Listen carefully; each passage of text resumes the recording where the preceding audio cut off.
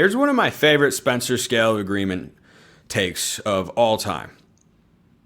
This is from one of my Locked On Ducks insiders out there who made me work because I had to think through all this and I couldn't miss any names. This is the best crop of true freshmen from a production standpoint in Oregon history. Whew. Big take right there. My number's going to be pretty high. I'll get there, but I want to run through the reference points here because there are some on this list when you go back and look at what guys did in their true freshman seasons. Mariota was a redshirt freshman when he started. This class is absolutely one of, if not the most productive of all time so far. I mean, you've got De'Aaron Hill is Oregon's leading rusher. DeCorian Moore is Oregon's leading receiver. Jordan Davison leads the team in rushing touchdowns. Brandon Finney might be their best defensive back. Him and Dylan Thieneman probably go back and forth for that title. And we know Naeem Offord is a regular contributor as well. That's 5 true freshmen that play a real serious role on a team that's currently ranked number 3 in all of college football. So you go back and the classes that can really kind of put their names into the hat, so to speak, that popped up are all a lot more recent. Because back in the day, a more traditional approach to college football and recruiting for Oregon saw you recruit, no transfer portal, retain. That was automatic, not a question as it is nowadays. Oregon does that very well, of course. And then you produce with, guys in their second or third seasons contributing in a big way for the first time. The 2022 class that Dan Lanning kind of, put some finishing touches on, kind of icing on the cake because he didn't, build that entire class, obviously, when Mario Cristobal and company left for Miami. Josh Connerly had a role on that team. Jordan James had a role on that team. Jalil Florence had a role on that team. None of them were starters, per se, but they were contributors. Notable. In 2021, you had Troy Franklin and Dante Thornton. You had Terrence Ferguson, Maliki Matavau. You had Jeff Bassa. Now, you had some starters in there. Matavau and T. Ferg were 2 of your top tight ends. Jeff Bassa was, I think, still playing safety at that time, I think they moved him down to linebacker as the year went on, but he was on the field quite a bit.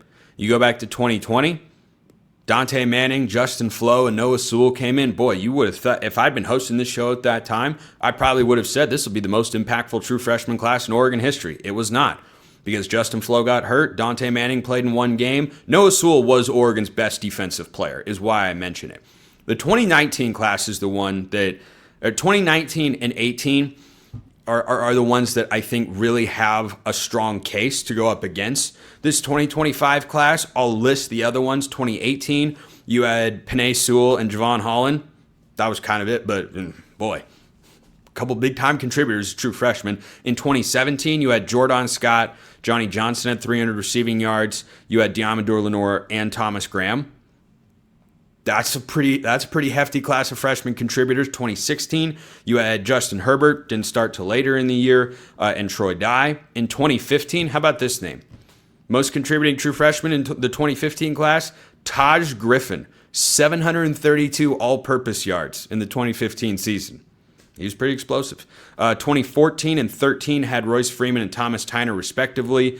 Then you go down, and really it's just a couple of names, and I want to throw some out here. These guys obviously didn't contribute as true freshmen, but had big careers. The 2008 Oregon recruiting class had LaMichael, Kenyon Barner, LeGarrette Blunt, Darren Thomas, Dion Jordan, Kiko Alonso, John Boyette, and Jeremiah Masoli.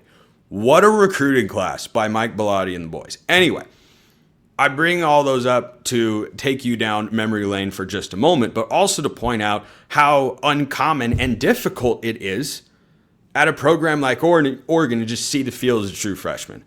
So the one that really I think can come close to matching what we've seen so far from these true freshmen is 2019. In 2019, you had Kayvon Thibodeau. Yeah, he was good. Mikhail Wright was a starting corner. And you're not gonna think of this name, but Mace Funa was on that defensive line and had 4 sacks in 2019. So your 2 best pass rushers and a legit, I believe he was a starting corner that year. He played in every game. And still, statistically, you'd probably have to lean towards this 25 class to this point. Now, can we fully answer this question? Not yet, because we know what those guys did for, a full season, and we've only seen 5 games from them so far.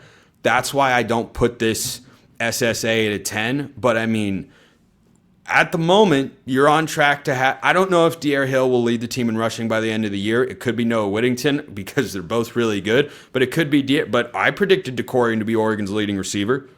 Jordan Davison's going to score more touchdowns than anybody else. Finney's going to start all season long. Let's wait and see. But yeah, I can't put that any lower than an 8. So we're going to put it at an 8.5. That was a good one, and that took as much work as any mailbag question I've ever been sent before. Here's another one. Here's a question I have for you. What's the next step the offense can take as we head into the Indiana game? What's the next step the defense can take as we head into the Indiana game? The coordinators clearly took notes and had growth they showed last Saturday. So what's the next evolution of each side of the ball? I think for the offense, it's pretty clearly, the one thing that you hear about Will Stein's offense a lot. Not consistently pushing the ball down the field. 2 of Oregon's biggest passing plays against Penn State were on the scramble drill. 3rd down to Kenyon Sadiq, 3rd down to DeCorian Moore, big long completions that lead to points for Oregon in that game. Those were both on a scramble drill situation. So, against a defense like Indiana, who's really good on that side of the ball and provides a real serious test, can you create explosives on non-broken plays? That's not to say that, it's not sustainable to do that going forward. I mean, how many times have, Patrick Mahomes and Travis Kelce hooked up on a 3rd down because it was just a scramble drill? Like, that's a skill. That's something that you teach, something you work on in practice, and you have to have good enough playmakers to do that. Obviously, Oregon does.